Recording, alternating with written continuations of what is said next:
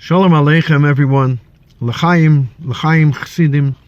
I apologize, I don't have any mashka with me as I am going between places to places of delivering the mifzoim of this day, the matzah, v'chulu.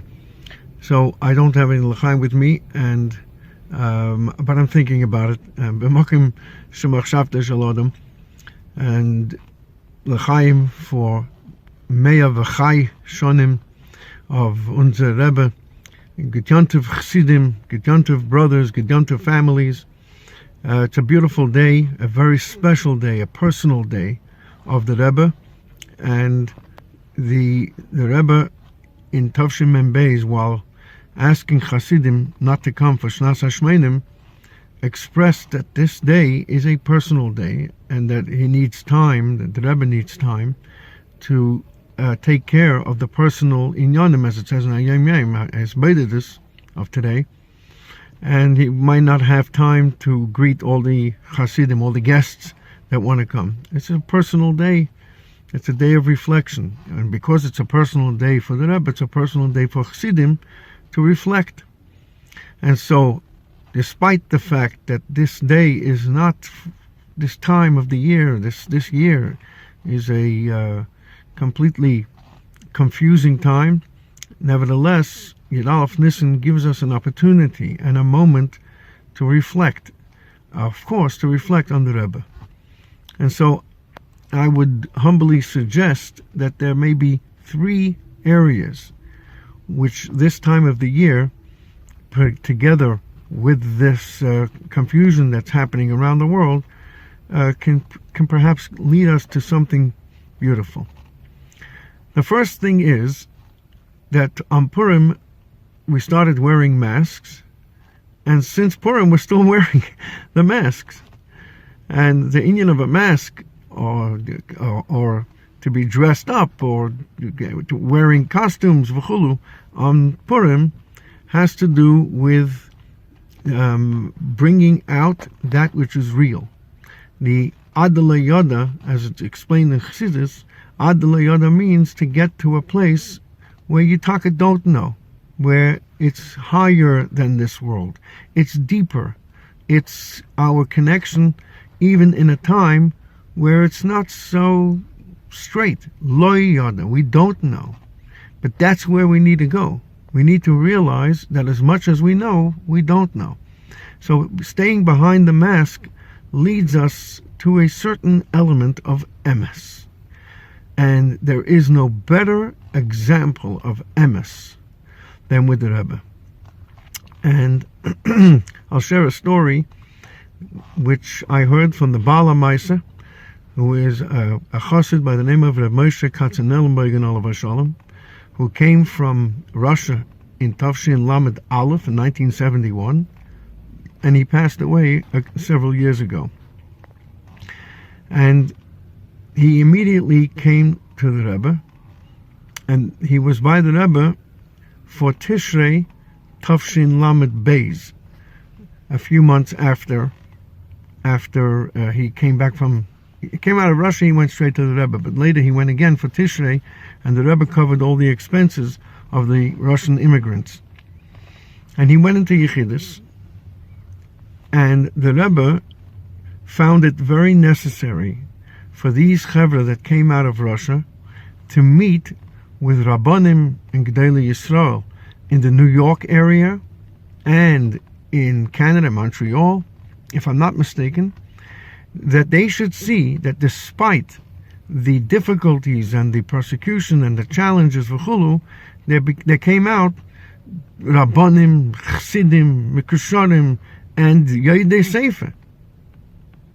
And so the Rebbe asked Moshe Katzenellenbergen if he would go around, because he says, the Rebbe said to Rebbe Moshe, Mezok auf dir, as du bist baki in Dalet Chalkei Shulchan Aruch, that about you it has been said that you are clear in all four sections of the Shulchan Aruch. That's a big, tall task. And the Rebbe said it to Rebbe Moshe Katzenellenbergen. So Rebbe Moshe was quite embarrassed and taken aback by these praises, and he said to the Rebbe, "It's nicht emes. It's not quite true." And the Rebbe said to him, and again I heard this from himself, from Rabbi Moshe himself, the Rebbe said to him, "What das gesagt da?" Now I don't recall if the Rebbe said that it was said at gesagt da by dem Tish, that was said by this table, or if the Rebbe said in these Daled Amos, it was said in this room. I don't recall that detail, but the story is that the Rebbe said to him that it was said here. It was said in front of me, basically. And then the Rebbe added these words: "Und als was me sagt da is emes." And everything said here is emes. That is unbelievable. Everything said in the Rebbe's room to the Rebbe is emes. That is the emes. And we know that the Rebbe didn't like to delay around. It was very important that the shluchim have that papers that are legal in each country according to their country. The Rebbe it was important to the Rebbe about currency, about money, to be straight. There was no possibility of heipach ha'emes, Rahman al-Islan. One of the points of the trial of this forum was how a Rebbe is completely emes, and it's not possible that there could have been a misleading word. And everybody knows the story when the Rebbe was in France and that he wanted to make sure that Orthodox means Orthodox Judaism. V'chulu v'chulu. Everybody knows this, and it's important that we realize that this time we are being asked to be true to ourselves. Behind that mask, what's going on inside? What's going on within us? And are we Amesdika people? And do we need to work on that element to be like the Rebbe? Yud Aleph Nissan is, in this crazy time, is a good reminder of finding within ourselves the emes and real emes. That means to be true to ourselves and to bring out the truth within ourselves. The second thing is obviously bitachon. And bitachon is something that is very difficult these days, but that's the time when bitachon is most important. It's easy to have bitachon kvayochel when things are going fine. Yeah, bitachon, yeah, trust. But when things are going not as fine as possible and there's so much uncertainty, that's when bitachon really kicks in. There's a famous Ksaviyat Kodesh that the Rebbe writes in English: more bitachon, more parnasa. The word bitachon and parnasa are in Hebrew. The more you have a trust in the Eibishter, the more parnasa you're going to have. The Rebbe wrote these words to my grandfather in Tavshin Chof Daled in 1964. Those are extremely powerful words. I recall, I think it was 15 years ago, and Erev Pesach was on Shabbos, like it's going to be next year. Be'ez Hashem, but Nechasham and Azvochem and Apsachim in Eretz Yisrael, Yerushalayim.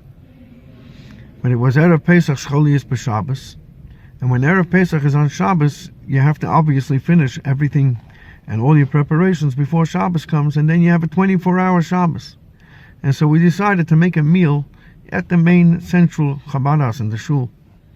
And it was a great time. Everybody was able to sit down and eat something after a whole week. And then we walked home. We lingered around because it was good to talk to people, and we left quite late. And about halfway home, the heavens opened up. It was not just raining, it was hail. It was pashut borod, ad kedei kach, so much so that my little daughter turned and she said, "What have we done wrong?" She learned in the kindergarten that the borod was a makkah, that hail was a punishment to the Mitzrayim, and she was wondering, in all sincerity, that's how bad it was.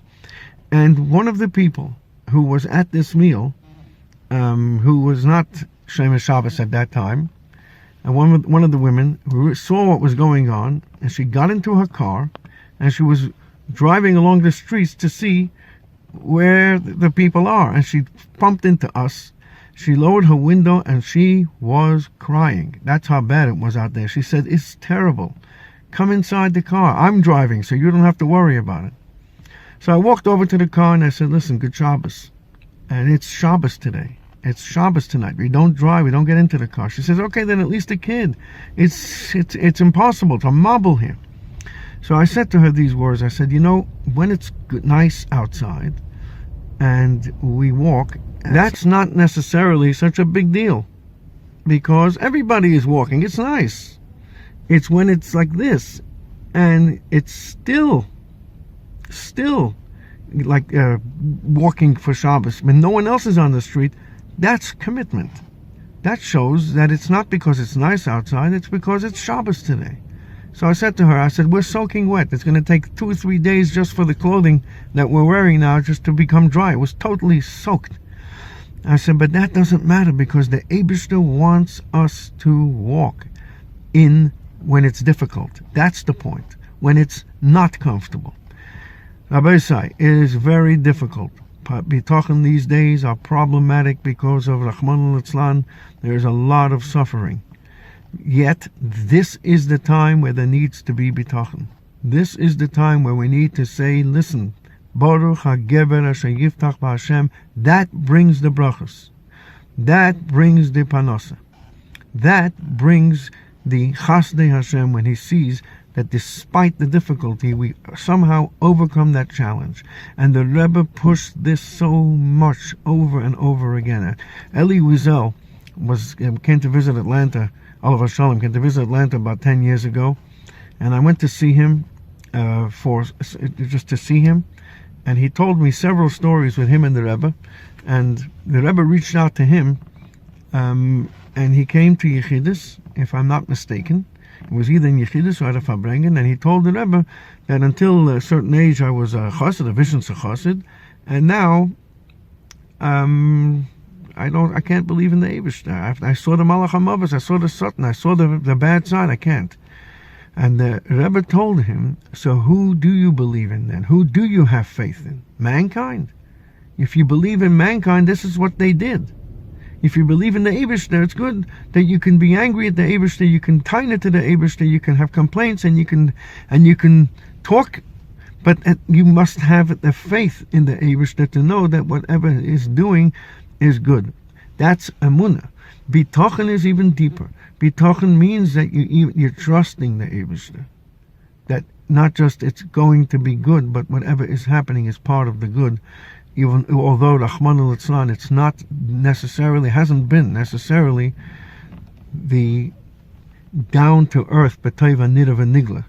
And so we dive into the Eibishter that it should be that way, and we have bitachon that everything is happening for the good, and it will increase the brachos. This very bitachon. And the third thing is in the house. The house. It seems like the Eibishter might be happy with what we're doing in our shuls, and he wants us to turn our homes into our shuls as well. So we daven there, but it's not just davening. There's also an element of shalom bayis. And there's a story from the Rebbe, it's probably well known, that one summer day, the Rebbe came home. The Rebbe would inform, before he came home, there would be a phone call. And the Rebbetzin would be ready for the Rebbe and sitting in the place when the Rebbe came home after mincha time, in the afternoon, late afternoon. And that's when they had the half hour or so cup of tea together. And the Rebbe called ahead, and the Rebbetzin was nowhere to be found. And he asked whoever it was in the house, where is the Rebbetzin? And the Rebbetzin is outside on the porch. So the Rebbe came out to the porch. The Rebbetzin was pushing a lot to see if you can find the time for the Rebbe to take off a little bit, just take off a week. All the Rabbeim did it, or most of the Rabbeim went out on dacha. And the Rebbe didn't do it. So the Rebbetzin went and bought 2 deck chairs and put them on the porch. And the Rebbetzin was sitting on one of those deck chairs, and there was another deck chair right next to the Rebbetzin, obviously there for the Rebbe. So the Rebbe smiled, and the Rebbe said, dacha. The Rabbeim haben sich gekocht in dacha. That's the story that I heard. I wasn't there, of course. And the Rebbe sat down onto the deck chair, And after a few seconds, 10 seconds or 15 seconds, the Rebbe said, we were now Yotze. We have now fulfilled the obligation of Dacha for this year. Let's go inside.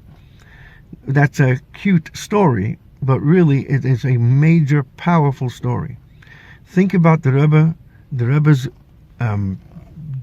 schedule, the Rebbe's time, and how hard the Rebbe worked. And he informed home, he did say that he's coming. And the first thing he did when he saw this, he smiled. Dacha, the Rebbe found a way to turn this into something pleasant. And the Rebbe did not say, let's go inside. The Rebbe sat down first. Recognition. And he gave that and respect first. And then a few seconds later, let's go inside. So the Rebbe didn't waste any time. The Rebbe solidified his relationship with the Rebbetzin. And it's a trying time now. But the Rebbe, we all know how important the Rebbetzin was to the Rebbe. And when Chodesh Shvat happened, the Rebbe's entire Hanhogas HaKodesh, the way the Rebbe was a Rebbe after that, was different than the way the Rebbe was before. To show the extreme importance of the Rebbetzin. And the Rebbe continued to work on that. They both did. It was an amazing example of focus, of spending time together, and of maintaining ways to keep the relationship strong. We have no choice. This is the time now to do it. You can't waste. We can't get away from it. Yud Aleph Nissan, we learn from the Rebbe about Shalom Bayis. We learn from the Rebbe about Bitachon, and we learn from the Rebbe about Emes. Those three elements all really encompass the Rebbe and the Rebbe's life as the Rebbe. And there's one more thing. The Bitachon is really connected to the time that the Rebbe wants, that the Higias Mangu Laschem. So modern way, I saw a word from the Chidushei Harim. The Chidushei Harim says that if a person reads the Megillah for the first time, he wonders what is going on here with all these descriptions of a party in Shushan, and the king and the queen and another queen and the Shisha Chodoshim B'Shem and Amoed. The details over there don't seem to be appropriate. You don't find this kind of description anywhere in the entire Tanakh. Only when you come to the end, you suddenly realize, oh, every detail over here is talking part of a story that ends up in one of the greatest Geulas and Nahapechu and the ganze Chodesh Vashenepach Lahem. It's a whole month. Then the Chidushei Harim finishes and says that before Mashiach will come, there'll be the same kind of issues. There'll be things that you Pashut cannot understand, or what is going on, and why this would be part of the plan. And then at the end of everything, all of a sudden, the whole thing will become clear. It's not an easy thing. It can't be a nechama. But one thing, there is something to look forward to, and that is that there is no question that an upheaval like this in the world must lead to Tov Hanira V'Nigla. So there should be nechama, and there should be nacham, or double nechama for all those who are Rachmana Litzlan in that kind of situation.